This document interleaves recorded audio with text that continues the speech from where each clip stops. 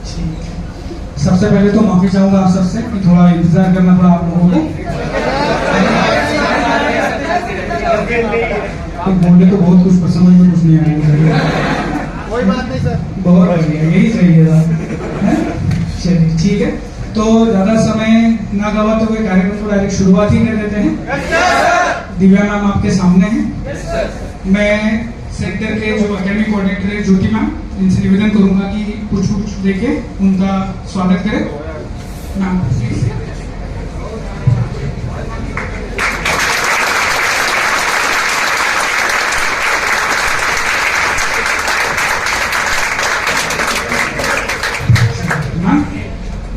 Thank you. Good afternoon आप सभी को। कैसे हैं आप सब? और प्रिपरेशन बढ़िया बढ़िया, एकदम बढ़िया। देखिए, यूपीएससी की हमारी जर्नी में थोड़ा सा गाइडेंस का इम्पोर्टेंस होता है, ठीक है?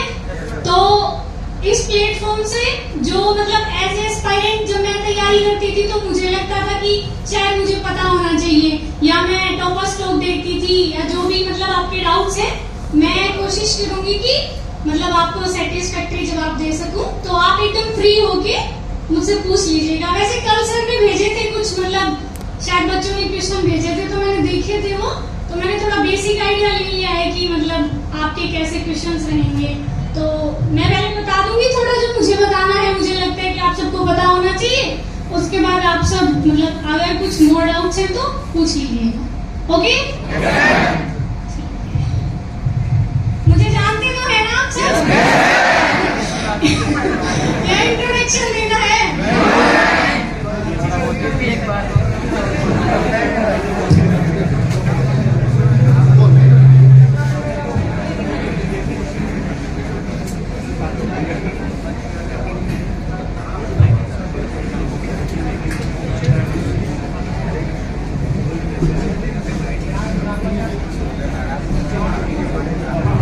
देखिए, स्टेजेस आपको पता है, सबसे पहले प्रीलिम्स, देन मेंस और उसके बाद इंटरव्यू।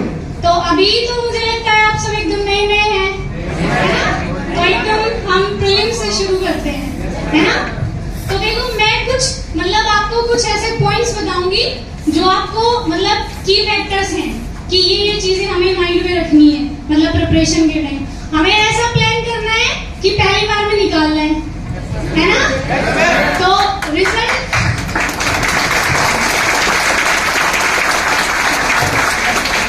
मतलब रिजल्ट चाहे कुछ भी हो वो बाद में देखा जाएगा, लेकिन हमें प्लान ऐसा ही बनाना है कि पहली बार में निकालना है, ठीक है? तो मैं कुछ की फैक्टर्स मतलब जो मुझे लगता है कि इम्पोर्टेंट है मैं आपको बता देती हूँ। देखो, सबसे पहले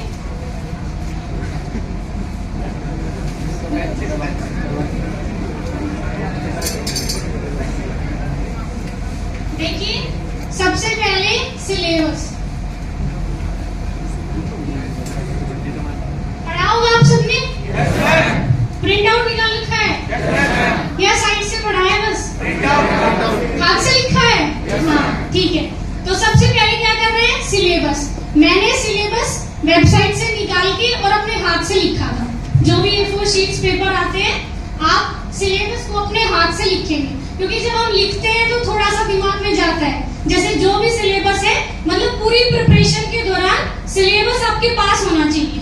आप अगर प्रीवियस ईयर क्वेश्चंस पढ़ रहे हैं, आप मेंस के आंसर राइटिंग कर रहे हैं, प्रीलिम्स के सोल्व कर रहे हैं, कुछ भी कर रहे हैं, या आप अपना रिवीजन कर रहे हैं, या आप अपनी पढ़ाई कर रहे हैं, सिलेबस हमेशा आपके दिमाग में होना चाहिए। मतलब कुछ कुछ तो आपको याद होना चाहिए। जैसे GS3 का फर्स्ट संसाधन, विकास, अर्थव्यवस्था, ये सब मतलब आपको याद हो जाना चाहिए एकदम। तो सिलेबस सबसे मेन है। सबसे पहले आपके पास सिलेबस अपनी राइटिंग में होना चाहिए, ठीक है? आप सब अपनी राइटिंग में सिलेबस लिखेंगे। उसके बाद दूसरा मुझे लगता है प्रीवियस ईयर क्वेश्चन पेपर्स, ठीक है?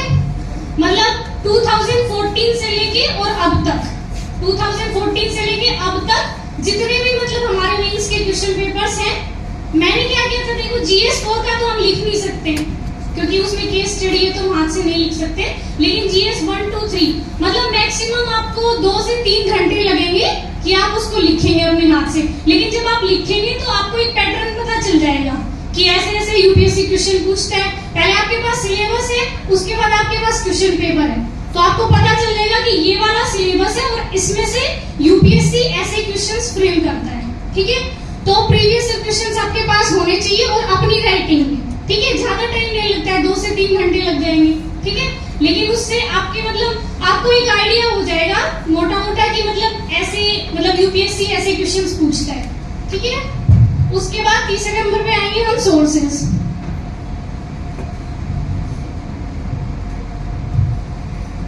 सोर्सेस देखिए, मैंने कोचिंग नहीं की थी तो शायद मैं आपके मतलब कंटेंट के बारे में शायद हो सकता है मोर देन इनफ हो, तो मैं पर्सनली नहीं बता पाऊंगी कि वो कंटेंट मतलब कैसा है। लेकिन मुझे ऐसा लगता है एक बार जो आपको कंटेंट मिल गया आप उस पर स्टिक रहिए, मतलब ज्यादा रिसोर्सेज कलेक्ट करने के चक्कर में मत पड़िए। वो ही ध्यान रखना है, 1 साल में करना है ना, तो ज्यादा रिसोर्सेज पढ़ेंगे तो मुझे लगता है कि थोड़ा सा वो बिखर जाता है। फिर अपने रिसोर्सेज जितने ज्यादा हो सके कम रखिए, मतलब जितना आप कम रख सकते हैं उतना कम रखिए, क्योंकि ज्ञान मतलब ज्ञान ऐसे नहीं है कि मेरे से ज्यादा बहुत ज्यादा ज्ञानी लोग हैं, लेकिन नहीं हो पाता है। बस हमें क्या करना है कि जो यूपीएससी की डिमांड है उसके हिसाब से तैयारी करनी है। ठीक है, तो रिसोर्सेज ज्यादा कलेक्ट नहीं करने, थोड़े रिसोर्सेज रखने हैं, लेकिन मल्टीपल टाइम्स रिवीजन करना है। तो रिसोर्सेज आपके पास होंगे ही, मेरे रिसोर्सेज मैंने बता दिए हैं बहुत जगह, तो आप मतलब देख सकते हैं। लेकिन बस ऐसे नहीं कि ये भी ऐसा होता है कि हम देखते हैं कि सामने वाला ये पढ़ रहा है, हमने नहीं पढ़ा तो हाय क्या हो जाएगा। ठीक है, ऐसे नहीं। ठीक है, जो हमारे पास है उसी पे स्टिक रहना है और मतलब मल्टीपल टाइम्स रिवीजन करना है। ठीक है, सोर्सेज आप देख लीजिएगा, मतलब ऑनलाइन भी और ऑफलाइन भी। ऑफलाइन तो आपके पास मिलता ही होगा, यहाँ से जो भी आपके पास रिसोर्सेज है। ऑनलाइन एक 2 वेबसाइट है, वो मैं आपको बता दूंगी, जैसे आप राज्यसभा देख सकते हैं। लेकिन देखिए, मैं बता दूंगी बहुत सारे रिसोर्सेज, लेकिन होता नहीं है कुछ।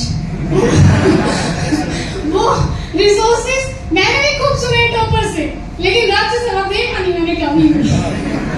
ठीक है, लेकिन बस ये है कि हाँ कभी कभी जैसे लगे कि थोड़ा सा फ्री टाइम है और बुक्स पढ़ने का मन नहीं कर रहा है, तो आप ऑनलाइन ऐसे कोई डिबेट सुन सकते हैं, जैसे इंपोर्टेंट टॉपिक्स जो चल रहे हैं उस पे। तो उसके लिए मुझे लगता है आकाशवाणी पे जो आता है मतलब वो थोड़ा सा सुन लेंगे तो मुझे लगता है बेनिफिशियल होगा। ठीक है, क्योंकि मैंने जो नहीं किया मुझे लगता है कि मुझे करना चाहिए था, वो भी मैं आपको बताऊंगी, तो आप वो भी कर लेना। ठीक है, तो सोर्सेस हो गए और उसके बाद आते हैं हम रिवीजन पे। देखिए, सबका पढ़ने का पैटर्न अलग होता है।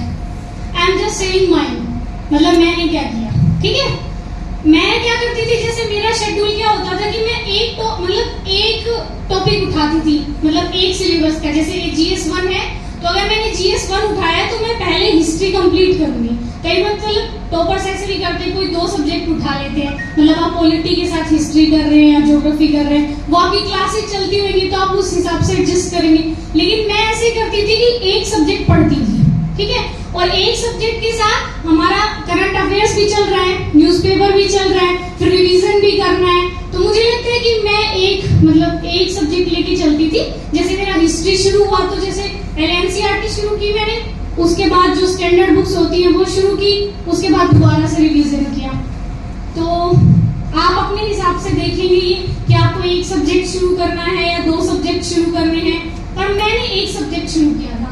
मतलब बीच में अगर कुछ मुझे समझ में नहीं आता था तो मैं छोड़ देती थी कि ये बाद में कर लेंगे, मतलब अभी अगर नहीं आ रहा है, मतलब जब मैं देख लेती थी ऑनलाइन सारा कि नहीं कुछ नहीं समझ में आ रहा है, उसके बाद